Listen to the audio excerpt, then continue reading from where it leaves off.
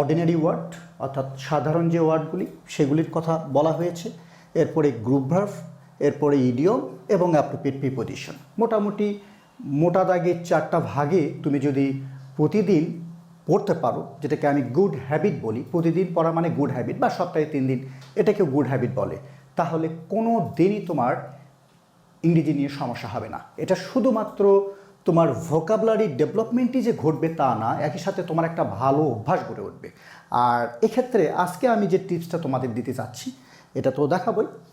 টিপসটা হচ্ছে, তুমি যে সময়টাতে একটু ফ্রি থাকো, কথার কথা তুমি সকালে হয়তো যখন চা পান করো অথবা বিকালে যে কোনো সময়, যে সময়টা তুমি একটু ফ্রি থাকো, সেই সময়টাতে তুমি যদি এই টার্গেটটা নাও আমার মনে হয় ভালো হবে। কারণ এখানে অতিরিক্ত কোনো চাপ নাই কিন্তু। হ্যাঁ, তুমি জাস্ট বইটা বের করবে, যে কোনো বই, যে কোনো গ্রামার বই বা হচ্ছে বিগত সালের কোশ্চেন ব্যাংক বের করে আমার দেখানো পদ্ধতিটা অনুসরণ করে খাতায় নোট করবে, খাতায় তুলবে, তোলার সাথে তোমার পড়াটা হয়ে যাবে। কিন্তু তোলার সাথে সাথে পড়াটা হবে এই কারণেই, যখন তুমি তুলবে আসলে তখন মনোযোগটা লেখা এবং পড়া দুই দিকেই কিন্তু কাজ করে। আরেকটা হচ্ছে যে বানানটাও কিন্তু ভালোভাবে শেখা যায়।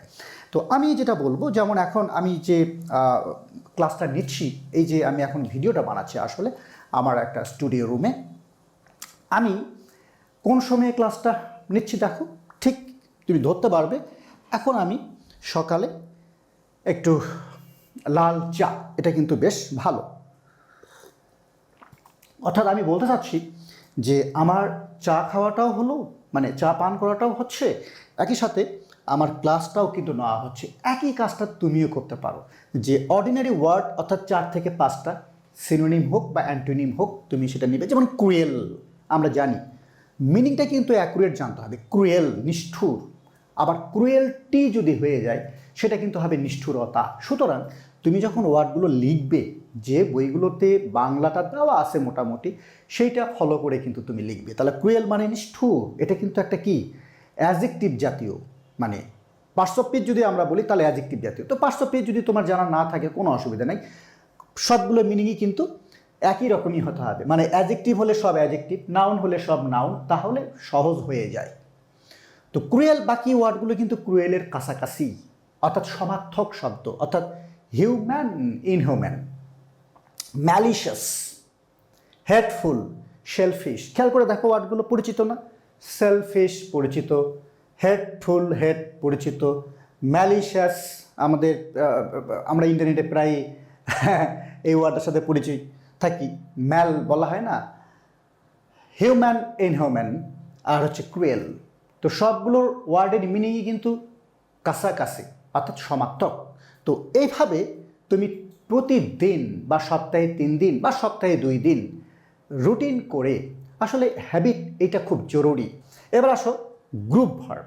গ্রুপ ভার্ব আরেকটা তোমার ভোকাবুলারি ডেভেলপমেন্টের মধ্যে। যেমন তুমি যদি মনে করো যে আমি সি দিয়ে শিখবো, সবগুলো একটা দিয়ে না শিখে আমি মনে করি যে ভালো লাগা দিয়ে শিখতে হয়। হ্যাঁ, মানে যেটা ভালো লাগবে পড়তে সেটা। যেমন কল ইন আমার ভালো লেগেছে, আজকে যখন আমি এটা নোট করি এখানে পড়ানোর উদ্দেশ্যে, কল ইন আহ্বান করা, ডাকা। মনে করো ডাক্তার ডাকো বা সে ডাক্তার ডাকলো, call in, call in, call in.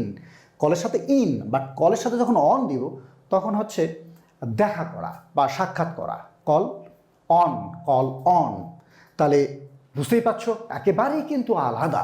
হ্যাঁ, সাক্ষাৎ করা কোথায় আর ডাকা কোথায়, কাছাকাছি কিন্তু জিনিসটা আলাদা। সো এইটা বাক্যে যখন আসবে তখন কিন্তু সঠিকভাবে বাংলাটা আমাকে করতে হবে, আর বাংলা সঠিকভাবে করলেই তো আমরা আসলে আনসারগুলো পারি। ব্রেক ডাউন আর ব্রেক ইনটু। ব্রেক ডাউন তো নর্মালি আমরা মনে বলি যে ব্রেক ডাউন মানে ভেঙে পড়া বা তোমার ব্যর্থ হয়ে যাওয়া, ব্রেক ডাউন, ব্রেক ডাউন। কিন্তু ব্রেক ইনটু আলাদা জিনিস। জোর করে মানে কারো বাড়িতে ভেঙে চুরে ঢুকে পড়া, মানে ডাকাতরা যেরকম মানুষের বাড়িতে ঢুকে পড়ে না, যে ডাকাতরা কি break into, break into, broke into, break into, যেটা তুমি বলো। তাহলে ব্রেক ইনটু ভেঙে, আবার ইন, আবার টু, জোর করে কোথাও চলে যাওয়া, এটাকে বলা হচ্ছে ব্রেক ইনটু। তো বুঝতেই পারছো যে গ্রুপ ভার্বের ব্যাপারটা কেমন। এভাবে কিন্তু তোমাকে বাক্য আকারে মজা করে করে করে করে পড়তে হবে। এবার চলে আসো ইডিয়মস। এটা তো আরও দুর্দান্ত জিনিস, মানে একটা দুর্দান্ত টপিক। কারণ না জানলে বোঝাই যায় না। যেমন ধরো অল বাট, এখানে কি অল মানে সব, বাট মানে কিন্তু, এরকম কিছু না। অল বাট মানে প্রায়, all but, all but, all but, all but একসাথে কিন্তু তোমাকে পড়তে হবে। অ্যাট বে মানে কোণঠাসা, মানে চাপের মধ্যে এরকম বা সমস্যায়। অ্যাট হোম দক্ষ, যেটাকে আমরা বলি দক্ষ, যেমন অ্যাট হোম মানে হচ্ছে খুব আরামায়েশে থাকা, মানে কি দক্ষ, দক্ষতা নিয়ে যেটা থাকা হয় অ্যাট হোম, বাড়ি না কিন্তু এটা, অ্যাট হোম দক্ষ।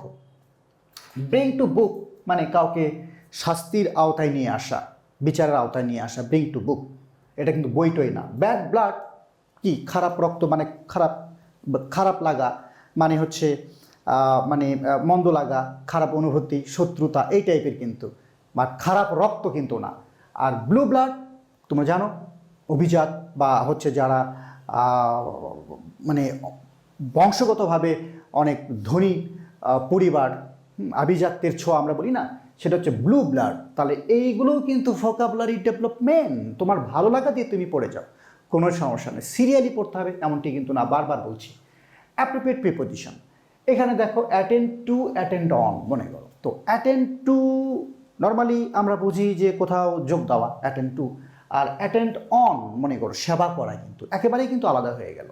সো ব্যাপারটা বুঝতেই পারছো, এগ্রি অন, এগ্রি টু। তো এবার আমি এগ্রি অন, এগ্রি টু দিয়ে জাস্ট দুটো বাক্য, আমি আসলে সবগুলোই কিন্তু বাক্য আকারেই শিখতে হয়, যেহেতু আমাদের সময় কম থাকে এক, আর দ্বিতীয়ত প্রয়োজনও নাই আসলে। বাক্য আকারেই কিন্তু সবগুলো মনে মনে হোক আর বাস্তবে হোক আমাদের কিন্তু শিখতে হবে। তো এই দুটো দিয়ে আমি একটু বাক্য তোমাদের দেখাই এখানে। I can not agree to your proposal, খেয়াল করো এখানে, এখানে কিন্তু এগ্রি টু, বুঝতে পারছো, এগ্রি টু মানে তোমার প্রস্তাবের প্রতি বা তোমার প্রস্তাবে, তোমার প্রস্তাবে, I cannot agree to your proposal, আমি তোমার প্রস্তাবে রাজি না, রাজি হতে পারি না, এগ্রি টু ইউর প্রপোজাল।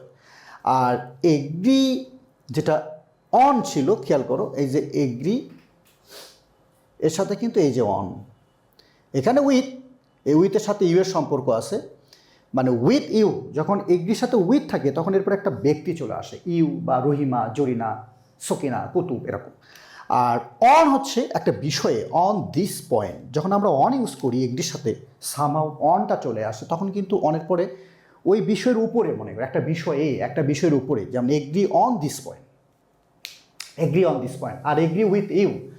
তাহলে কি দাঁড়ালো, অ্যাপ্রোপ্রিয়েট প্রিপোজিশন আমরা দেখতে পাচ্ছি এগ্রি অন, অন থাকলে পরে কোনো একটা বিষয় চলে আসে, এগ্রি উইথ তখন একটা ব্যক্তি চলে আসে, আর এগ্রি টু তখন প্রস্তাব চলে আসে। তো এগুলো কিন্তু কম বেশি সব বই দেওয়া আছে, বই কোনো সমস্যা আসলে না, সমস্যাটা হচ্ছে আমাদের এখানে